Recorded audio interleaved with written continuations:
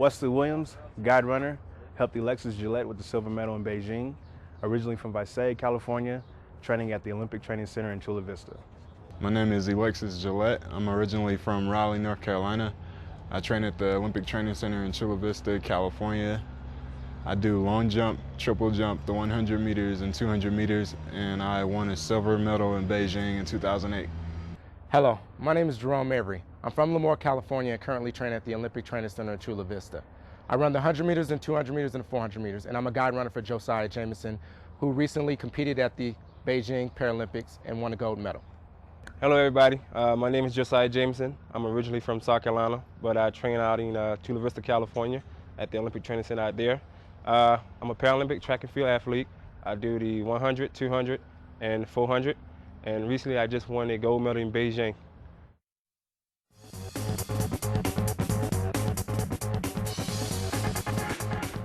Today we're going to show you how to set a T11 into its blocks properly. First thing you want to do is make sure the athlete's blocks are set up between the 100-meter parallel lines pretty straight and narrow. Make sure that he's going to have the best advantage to get down the stretch as fast as he can. So there's a straight. Without getting him into any foul trouble, we're going to make sure his hands are placed properly behind the white line, the starting line, I should say.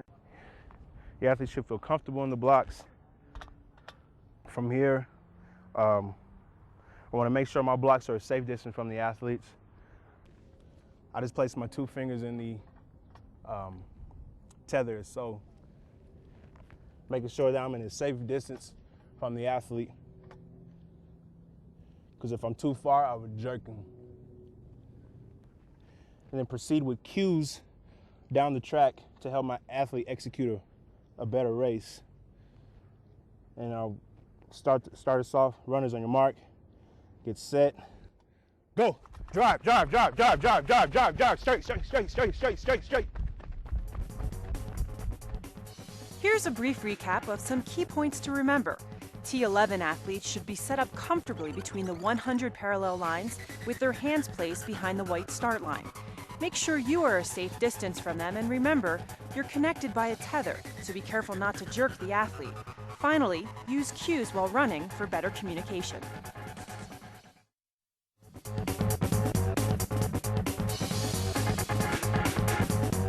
There are 2 different classifications which the guide runners run with. One you saw earlier, which is B1 and T11. That was Alexis Gillette and Wesley Williams. The others is B2 or T12, which is me and Josiah Jameson. Now what we're going to be doing is demonstrating how he takes off. With the other one, they were connected with the tether, but me and him were not connected with the tether. We go off of vocal cues, and I'm what you would call basically a shadow. So I would run alongside of him and talk during the whole way, making sure he stays within our lanes, which is 2 lanes. You ready? Yeah. All right. Now he already has his blocks set up for him to take off. What I normally do is watch him get in the blocks, making sure everything is even. He has both of his foot on the back of the blocks. Now that is most important. You want to make sure your athlete is in the blocks, set up, hands behind the lines, and in a good position. Just like that. See, he has both of his foot on the back blocks. Sometimes you can actually lose focus and not pay attention to this. Find that the athlete will have his foot way up here, which can cause him to go down into the ground instead of getting in his proper position that he needs to be in. So normally he would have his foot on the bottom of the block. Then I would set my blocks up, run on the side of them. It all depends. Usually tethered, they're a little bit closer, but me, since we're not tethered, I'm a little bit further away from him. Also, you have a choice whether or not to have him call you guys going out the blocks, or me calling myself going out the blocks. It all depends on how comfortable you guys are working together. Now, me and Josiah have been working out for a while, so I feel real comfortable for him to call out the blocks and me catch him, instead of me going out and making sure that I'm behind him and he's getting out the blocks before me. So on you whenever you're ready to go. Set. Oh. Drive, drive, drive, drive, drive, drive, drive. There you go, right there. Here's a brief recap of some key points to remember. For the T12 athletes, you are not connected by a tether. Instead, you shadow the athlete while running and guide them with local cues. Before the athlete starts, be sure to check their feet so they're placed properly. And while running, remember to stay within 50 centimeters of the athlete. Finally, if the athlete is comfortable, let them call themselves out of the blocks.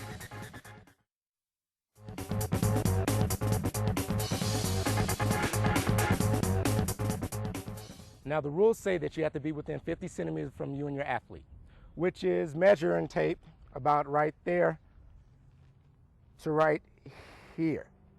But to be on the safe side, I normally stay on this hip. It's a little bit of a comfortable area for me, and it keeps you out of disqualification troubles. Now running the curve is a little bit different between the guide runner and the athlete. They can choose whether or not to go in or out the lane. Within this area is our area, so we have 2 lanes to work with. So it doesn't matter whether the guide runner or the athlete runs within this lane. Now one thing you want to make sure that you do is keep the athlete tight on the curve. With me and him, I run alongside him within his inside. He feels comfortable with me running in his inside because he veers in a little bit. Some guides tend to run on the athlete outside because the athletes tend to veer out. You want to demonstrate real quick and show them how we do it? Yeah. There you go. Coming onto the curve. Keep it on. Keep it tight. Keep it tight. One on the top of the curve. All right. Gradually coming off. Come on. Let's go. 20 meters till we're off the curve. Stay in tight. Come on, Nick. Stay in tight. Come on. Stay in tight. Come on, Nick. Come on, Nick. Way to run that curve. Let's go. Get him, Nick. Nick.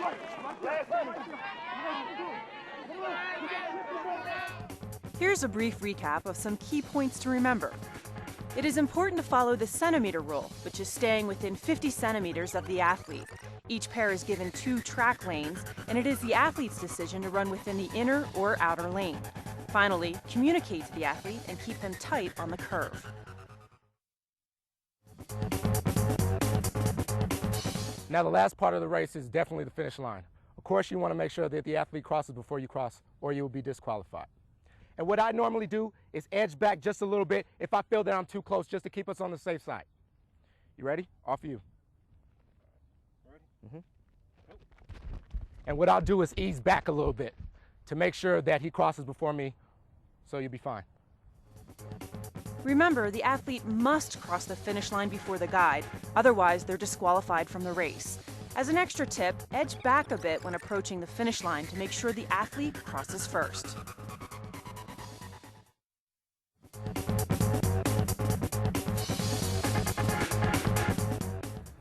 We're going to be showing how to execute a proper long jump with the T11. First thing, what's very important is that you map out what the area looks like for the athlete. So right now I'm going to walk my athlete across from each side to each side, let him know that there's concrete here. So if he runs out, he's going to be dealing with concrete on each side of the runway. Then I'll let him know that it's elevated from the concrete about a couple of inches there. Then I'll walk him around the pit. There's a dip there. Then you're gonna come out here to the edge. And you can come out here to the other edge. And then for the pit, you're gonna have, and this is concrete around, and for the pit, you got like an extra 15 meters, okay?